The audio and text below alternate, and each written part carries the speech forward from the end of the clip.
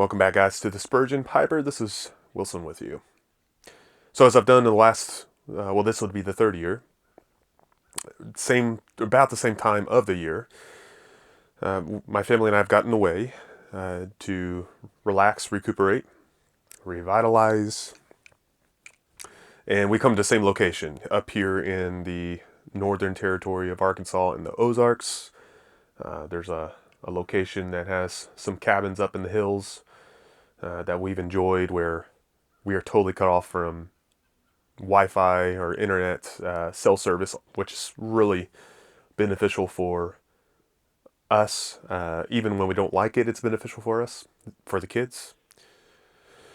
And hence why, if you follow me on social media, I have not posted anything. I've been quiet. Or if you've emailed me or whatever, I haven't answered you because of this reason. So this is coming out when I get back. Should be on a Monday. But anyhow, I usually in these videos, or when I come up here, I've done the past two times a look back at the previous year, look forward to what's to come. And hey, let's do that again. I'll touch on what I'm smoking. I brought with me, and I did a video on this pipe roll here, which I am still satisfied on. You can check the review out. Should be the video right before this.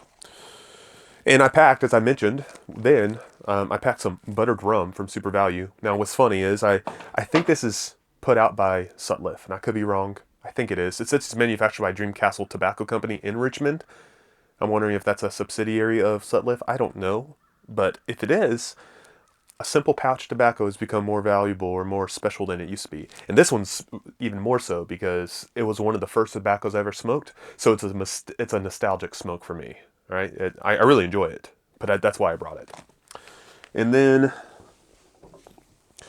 I brought a pouch of Luxury Bullseye's Flake in this leather pouch.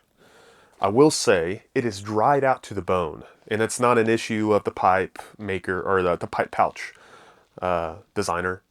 It's just the nature of having your tobacco in a leather pouch.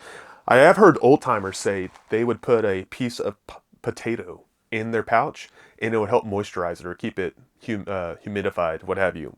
I don't know how much truth there is to that, but I might try it because it is plumb dry. I'm still smoking it. That's what I'm smoking right now in my Prince by J. Mouton.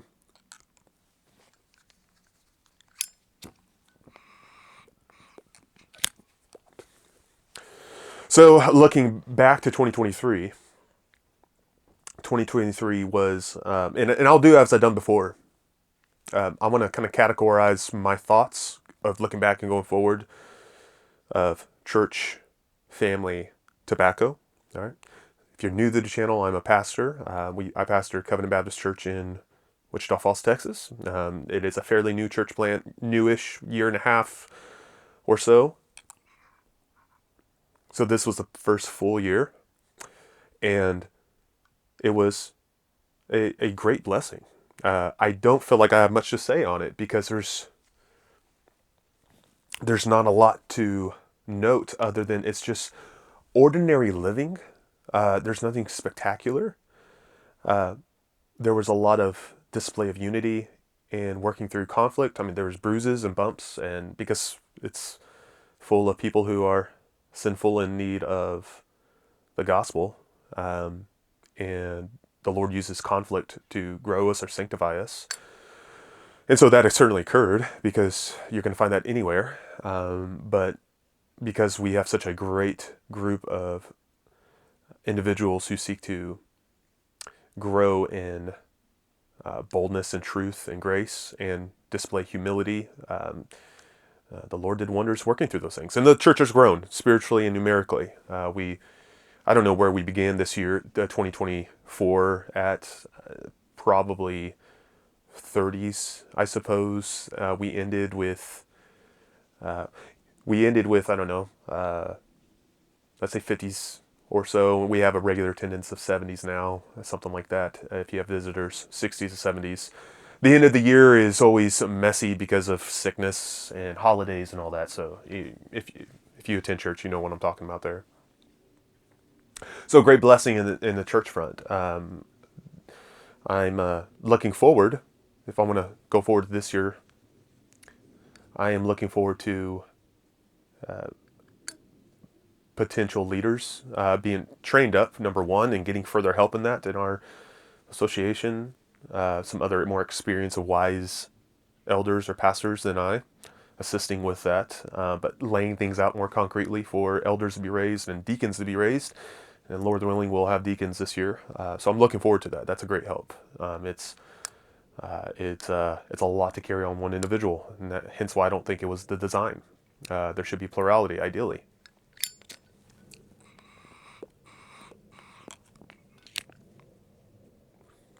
So looking forward to that going forward in the church. But again, it's a lot of ordinariness, just living and seeking to serve families and individuals together. Finding satisfaction in the ordinary means of grace of the word preached and taught, and the sacraments or ordinances, and that has been beautiful to see. No gimmicks, no need of great programs or anything like that, just a desire for fellowship. And organic, that's a overly used term, isn't it? But an organic or natural desires to share the gospel or to get with others, and whether it's fellowship or studies or what have you. And so look forward to seeing that continue and to flourish. Family-wise,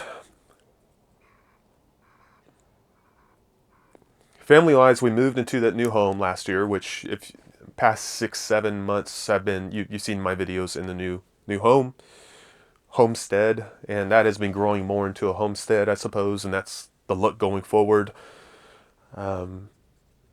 You'll probably see more of that going forward in the future, just of what we're doing, because that's my background. I farmed. I grew up on the farming family as a third generation farmer. After college, I went to that.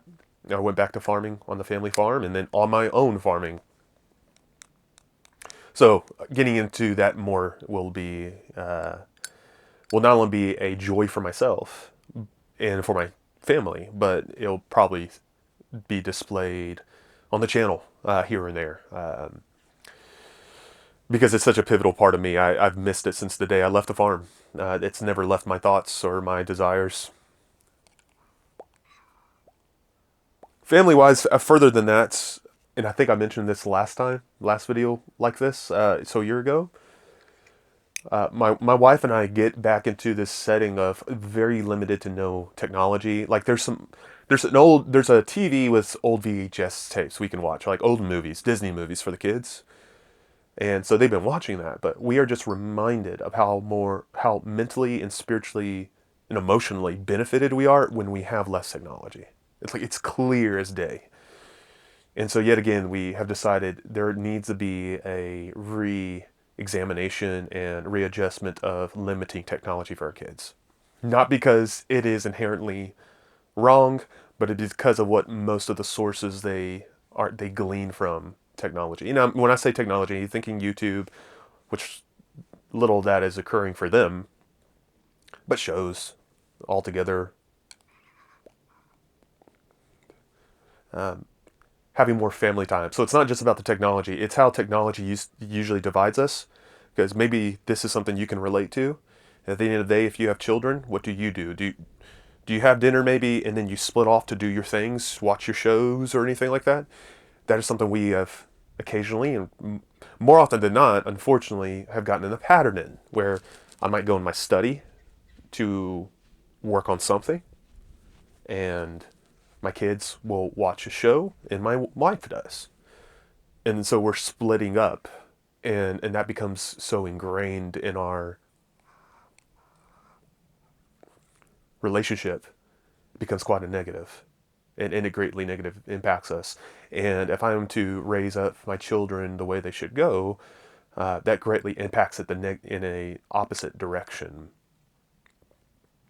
So it's not just simply about spending time with the kids doing what they want to do, which we will, or I should, but just spending time with them. Most of the time I spent with my dad. My dad worked long hours on the farm, 12-hour days, but I spent time with him despite that, because he would get me to go with him, and I didn't like it, but I greatly benefited from it, of skills I learned in simply learning from and emulating a man. That's what our children need, even if they buck at it, and they will buck at it. I think we need to expect them to buck at it. I don't think we need to expect them to comprehend everything we're doing. They're children. They're growing. I mean, Scripture uses that as an illustration for us and the Lord who disciplines us despite us not understanding why. And it's the same for our kids. So those are things we're going to be changing. And going forward, there's already more skills and just simply work that I want the kids to do on our homestead, on our place, our property. Building fence, working with livestock or animals. Yesterday I had them out chopping. The other day I had them out chopping wood. I didn't learn to chop wood. I learned too far down in South Texas. We really didn't have a need. We were too warm to have long winters. I didn't even have a fireplace growing up, so that wasn't something I learned. But that's just an example. So those are things we want to change. I'm more mindful of that than ever. That these things need to last, and these things need to be carried on, and they need to be ingrained in our children, because what they do now impacts them for the rest of their life. So family-wise, those are some things changing. I'm about to wrap up my seminary education this year, so I'm looking forward to getting that passed because it's taking up a lot of time. And I don't want to sacrifice my time of my kids right now and where they are for seminary. That's one thing I've been more and more mindful of. So I'm ready to get it behind me. And I should, at the end of this year, be able to file for graduation. So I'm grateful for it. I'm thankful for it, but I'm ready to get it behind me because it's not my priority. So then go into tobacco, because that's probably where most of you want to know more.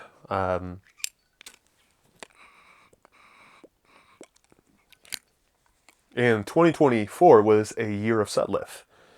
Now, not simply for the reason you think, because the reason you're likely thinking when I say that is of Sutliff and their closure, being bought out and closing down, and that absolutely is a significant part of it. But it was in early January. Actually, it was in late December 2023, but it started in January when I started receiving samples or blends, not samples, but blends to review for Sutliff.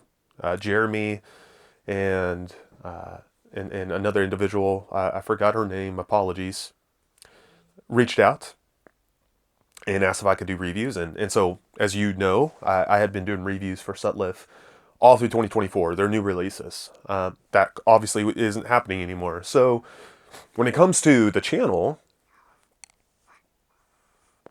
well, let me not move on from that yet. Looking still back at 2024. 2024, I was able to try some incredible blends. More new blends I probably will ever try again, because I don't think I'll have a company look to me as a reviewer again, which is fine. So that was a great opportunity, great blessing, and it was it was a treasure to try all those blends I was able to try. Gave some away, and some giveaways like on my Patreon channel, things like that. But 2024 was a bright light in that regard for the channel, and growing to 20,000 viewers, things like that. Fantastic stuff. Really grateful for you guys for that support. And going forward though to 2025, one change will be I won't be doing many new blends anymore. Unless I'm sent some new blends, which is great, and if not, that's great too. But unless I'm sent some new blends, I'm certain I will not be buying many new releases. And nothing against new releases. I understand why they do it. I know some people really get up and grinds their gears about the new releases, the small batch blends. I understand why they're doing it legally. It makes total sense, and I applaud them in one sense for it, because it's allowing them to bring forth blends that otherwise they would not be able to do without pretty much extortion by the government. So I get that, but I can't keep up with those. Financially, I don't want to try to keep up with those. I have bought a lot more tobacco, and I covered this on a recent video. I've purchased more tobacco of things I know I like, and I've bought more in bulk of, because I don't need as much. With that said, I will still review blends, and I'll review some new blends coming out. I'll just have to pick them and be be mindful. So reviews will still come. I want to do some of the great old blends that either I've done before, just a long time ago, and they weren't done well, or some I haven't done. So those will come down the line. Whether it's conglomerations with other YouTubers or interviews, there's more I want to do in that regard that I haven't done. And I spoke of doing it before simply because of time. Time is always the big deal. And especially when I get on with my education, more time will open up. But there's more that I would like to do that I haven't. So hopefully that will come down the line. Still support or do videos for the Patreon and YouTube members, supporters, and those things will continue, absolutely. Getting more back into the Middle Earth or Tolkien's dogmatics, that will continue soon. I've been waiting for things to calm down for that. So I know some of you have been asking when I'm going to get back to that. That will be coming soon. And some other reading and theological discussions will certainly come because I want that to be interplaying as well. But still mostly tobacco.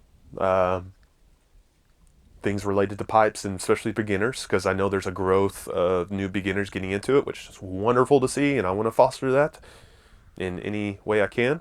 And when it comes to pipe shows, that is always the kicker. That is something I've wanted to do more of, and that is hard. To be honest with you, I try to be selfless with my time. I have a family of 5, 6 with me included, and they don't want to go somewhere where there's usually a pipe show. Now, there's exceptions. We could probably go find something to, especially we don't go to a city. So for those of you who live in more urban setting, no offense, but I don't have a lot of desire to go to Las Vegas or Chicago. Some of the smaller places like in Muletown and getting into Tennessee is fine. So that's more of a possibility, but we want to go to those locations, like places where it's more rural or wilderness, out from population. So I might be able to go to one of those smaller, or Muletown's on a small show, I suppose, but one of those other locations for a show. But we'll have to see what can happen. Until then, the Texas Pipe Show is the one that is more of a certainty, and maybe getting back to the Country Squire for a visit, and maybe somehow making some event out of it. I don't know what could happen there. That remains to be seen, and maybe you can give me some thoughts there too, because I'm all for input. But there you are, guys. That is a look back, a look forward. Less planning than usual. I'm cautious on planning, because there's a lot of things that can interrupt our planning. So I'm cautiously optimistic on what's to come, and we'll take things 1 month at a time. Well, that's all I have today. Hope you're doing well and you're blessed. I'm ready to get back into the swing of things and get back into routine. So we'll talk to you soon.